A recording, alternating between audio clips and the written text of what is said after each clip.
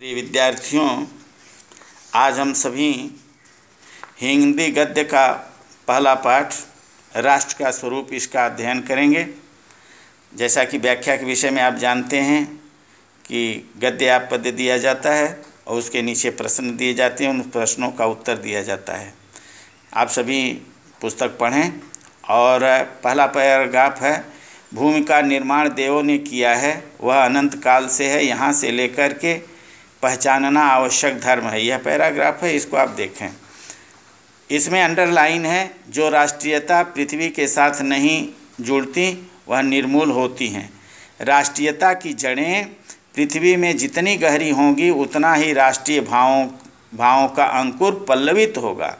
इसलिए पृथ्वी के भौतिक स्वरूप के क्या आद्योपांत जानकारी प्राप्त करना, उनकी सुंदरता, उपयोगिता, महिमा की पहचान करना आवश्यक धर्म है। लेखक कहना ये चाहता है कि ये पृथ्वी का निर्माण देवताओं ने किया है, ये अनंत काल से है। ये मानव जात का कर्तव्य है कि पृथ्वी के प्रति सचेत रहे, उसका रूप विकृत न होने दे। समय समय पर प्रत्येक मनुष्य का कर्तव्य बनता है कि पृथ्वी को समृद्ध बनाने के लिए प्रयासशील हैं। जो राष्ट्रीय विचारधारा पृथ्वी से संबंध नहीं होती वो आधारहीन होती है और उसका अस्तित्व अल्प समय में ही समाप्त हो जाता है। क्यों कि हम पृथ्वी को गौरवपूर्ण अस्तित्व के प्रति जितना अधिक सचेत रहेंगे उतनी ही अधिक राष्ट्रीयता बलवती होने की संभावना रहती है। राष्ट्रीयता का आधार जितना सशक्त होता है राष्ट्रीय भावनाएं उतनी ही अधिक विकसित होंगी। तो इस प्रकार से इस पर आप प्रश्न 5 लिखिए। पहला प्रश्न जैसे कि गद्य खंड की व्याख्या संदर्भ पूछा जाता है, तो पहला प्रश्न है इस गद्य का संदर्भ लिखिए, अथवा गद्य का शीर्षक और लेखक का नाम लिखिए। दूसरा, रेखांकित अंशों की व्याख्या कीजिए। तीसरा प्रश्न है, राष्ट्रीयता की जड़ें पृथ्वी में जितनी गहरी होंगी उतना ही राष्ट्रीय भावों का अंकुर पल्लवित होगा। इस पंक्ति का क्या आशय है? अगला है, गद्यांश के केंद्रीय भाव पर प्रकाश डालिए। अगला प्रश्न, देवताओं द्वारा निर्मित भूमि के प्रति मानव जाति का क्या कर्तव्य है? अगला प्रश्न, पृथ्वी के प्रति हमारा क्या धर्म है? हम अगला पैराग्राफ देखेंगे। धरती माता की कोख में अमूल्य निधियाँ भरी हैं, यहाँ से लेकर के अतएव हमें उसका ज्ञान होना भी आवश्यक है। यहाँ से देखिए, इसमें अंडरलाइन कई जगह हैं। अमूल्य निधियाँ भरी हैं यहाँ से, और आर्थिक अभ्युदय के लिए सबकी जांच पड़ताल अत्यंत आवश्यक है। पृथ्वी की गोद में जन्म लेने वाले जड़ पत्थर कुशल शिल्पियों से संवारे जाने पर अत्यंत सौंदर्य के प्रतीक बन जाते हैं। नाना भांति के अनगढ़ नग बिंद की नदियों के प्रवाह में सूर्य की धूप में चिलकते रहते हैं। उनको जब चतुर कारीगर पहलदार कटाव पर लाते हैं तब उनके प्रत्येक घाट में नई शोभा और सुंदरता फूट पड़ती है, वे अनमोल हो जाते हैं। एक रेखांकित अंश है। लेखक इसमें ये बताना चाहता है कि पृथ्वी के अंदर अनेक प्रकार की धन संपदा भरी पड़ी है, इसलिए पृथ्वी का नाम है वसुंधरा। वसु माने धन और धरा माने धारण करने वाली, अर्थात पृथ्वी अनेक रत्नों को धारण करती है, इसलिए इसे वसुंधरा कहते हैं। इसके महत्व को जानना चाहिए और बिना इस पृथ्वी के महत्व को जाने हुए भारत की उन्नति नहीं हो सकता, देश की उन्नति नहीं हो सकता। पृथ्वी के मानव के आर्थिक अभ्युदय के लिए, उन्नति के लिए पृथ्वी के महत्व को स्वीकार करना होगा। अब इस पर कुछ प्रश्न आप समझें।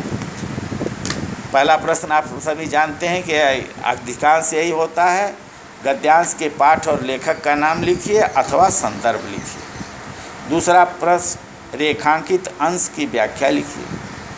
अगला प्रश्न है, हमारे भावी आर्थिक अभ्युदय के लिए किसकी जांच पड़ताल अत्यंत आवश्यक है, अथवा आर्थिक विकास के लिए क्या आवश्यक है? अगला प्रश्न है, उपर्युक्त गद्यांश में राष्ट्र निर्माण के किस प्रथम तत्व को दर्शाया गया है?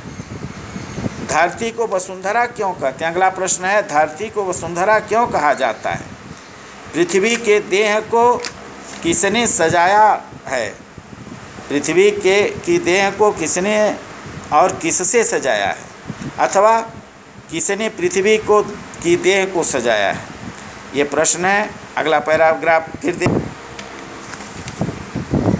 पृथ्वी के अंतराल में, अगला प्रश्न है, पृथ्वी और आकाश के अंतराल में जो कुछ सामग्री भरी पड़ी है, यहाँ से लेकर के आपको तब तक हम सोए हुए के समान हैं, इसमें आप व्याख्या करेंगे। यहाँ पर इस पैराग्राफ में आप अंडरलाइन देखें, पृथ्वी के चारों ओर फैले हुए गंभीर सागर में जो जलचर एवं रत्नों की राशियाँ हैं, उन सब के प्रति चेतना और स्वागत के नए भाव राष्ट्र में फैलने चाहिए।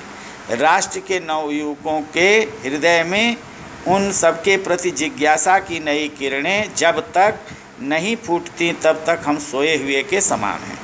ये अंडरलाइन है। लेखक यहाँ राष्ट्रीय चेतना को जगाने की बात कह रहा है। राष्ट्रीय चेतना की जागृति में भौतिक ज्ञान विज्ञान का क्या महत्व है, यहाँ लेखक ने ये बताया है। पृथ्वी और आकाश के बीच में जो कुछ है वह समान सुविधाओं का अधिकारी है और यह पृथ्वी माता अपने सब कुछ समेटे हुए है। और पृथ्वी माता ये माता है, माता जिस प्रकार से अपने संतान के प्रति समान रूप से प्रेम रखती है, चाहे वो छोटा हो, बड़ा हो, अमीर हो, गरीब हो, अपने संतान की हमेशा देखभाल करती है समान रूप से। इस प्रकार से ये मातृभूमि, ये पृथ्वी भी सभी अपनी संतानों को समान रूप से सब कुछ देने के लिए तत्पर है, लेकिन जो प्रयासशील जितना होता है उतना ले पाता है। यह गद्यखंड है। अब इसके नीचे हम प्रश्न दे रहे हैं। या पहला प्रश्न होता है, गद्यांश के पाठ अथवा लेखक का नाम लिखिए। या इसी को दूसरा प्रश्न कुमार के तरह होता है कि गद्यांश का संदर्भ लिखिए। दूसरा प्रश्न होता है, रेखांकित अंश की व्याख्या लिखिए। उपर्युक्त गद्यांश का प्रसंग स्पष्ट कीजिए। अगला प्रश्न है, जो मातृभूमि के उदय के साथ जुड़ा हुआ है वह समान अधिकार का भागी, इस पंक्ति का क्या भाव है? धरती पर रहने वाले मनुष्य किस दृष्टि से एक दूसरे से आगे पीछे हो सकते हैं? समन्वय का क्या मार्ग है? जैसा कि आप सभी जानते हैं कि राष्ट्र के स्वरूप के निर्माण में 3 तत्व आवश्यक है, भूमि, जन और संस्कृति। अभी तक हम लोगों ने जितने प्रश्न उत्तर देखे वह भूमि तत्व से था। अगर दूसरा तत्व है जन। इसका पैराग्राफ आप लोग देखें। जन का प्रवाह अनंत होता है, यहाँ से लेकर के जिसमें कर्म और श्रम के द्वारा उत्थान के अनेक घातों का निर्माण होता है, यहाँ तक आपको लिखना है। इसमें अंडरलाइन देख लीजिए। जन का प्रवाह अनंत होता है। सहस्त्र वर्षों से भूमि के साथ राष्ट्रीय जन ने तादात्म्य प्राप्त किया है। जब तक सूर्य की रश्मियाँ नित्य प्रातः काल भुवन को अमृत से भरती हैं, तब तक राष्ट्रीय जन का जीवन भी अमर है। ये अंडरलाइन है। इसमें लेखक जन तत्व के विषय में बताया है कि राष्ट्र के निवासियों की जीवन श्रृंखला कभी समाप्त नहीं होती, अर्थात जब तक राष्ट्र रहता है तब तक राष्ट्र में भूमि पर रहने वाले जन रहते हैं। वे जन जन के जीवन की तुलना लेखक ने नदी के प्रवाह से किया है। प्रत्येक राष्ट्र का इतिहास निरंतर बदलता रहता है तथा उसमें अनेक चढ़ाव उतार आते रहते हैं, किंतु राष्ट्र के निवासियों की श्रृंखला निरंतर चलती रहती है। मनुष्य पीढ़ी दर पीढ़ी अपने राष्ट्र के साथ जुड़ा रहता है। इसी कारण से हजारों वर्ष से मनुष्य ने अपनी भूमि के साथ तादात्म्य स्थापित किया है, संबंध स्थापित किया है। विभिन्न दृष्टियों से एक रूपता बनाई हुई है। जब तक राष्ट्र रहेगा और राष्ट्र की प्रगति होती रहेगी, तभी तक राष्ट्रीय जन का जीवन भी रहेगा। इस प्रकार से राष्ट्र के स्वरूप के निर्माण में जन की क्या उपयोगिता है, जन का क्या महत्व है, लेखक ने ये बताया है। इस पर प्रश्न आप लिखें। पहला प्रश्न, जैसा कि आप सबको मैं बताता हूँ कि इस गद्यांश के पाठ और लेखक का नाम लिखिए अथवा गद्यांश का संदर्भ लिखिए। रेखांकित अंश की व्याख्या लिखिए। इस अवतरण में राष्ट्र के किस तत्व पर प्रकाश डाला गया है। जन का प्रवाह अनंत होता है, इस पंक्ति में निहित भाव स्पष्ट कीजिए। राष्ट्रीय जन का जीवन कब तक रहेगा। अगला प्रश्न, राष्ट्र के निवासियों का निरंतर चलता रहने वाला जीवन किसके समान है। अगला प्रश्न, जन का प्रवाह किस तरह होता है। अगला प्रश्न, शून्य की रश्मियों का क्या प्रभाव पड़ता है। अगला प्रश्न, घातों का निर्माण का क्या आशय है।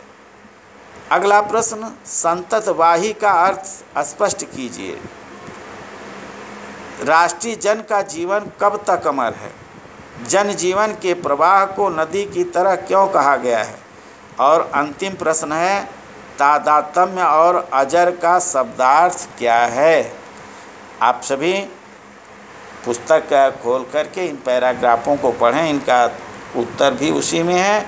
मैं प्रश्न दिया हूँ, जिस प्रश्न का उत्तर नहीं आएगा हम उसका उत्तर आपसे जोड़ूंगा, अगले वीडियो में उसको प्रस्तुत करूंगा। सभी बच्चे कापी बनावें और लिखें। जो बच्चे अभी मेरे चैनल से नहीं जुड़े हैं, मेरे चैनल राजेश प्रकाश मिश्रा को सब्सक्राइब करके बेल आइकन दबावें, जिससे मेरे द्वारा अपलोड की गई जानकारी आप तक तुरंत पहुँचे। अगले वीडियो के साथ फिर आप सभी से जुड़ेंगे।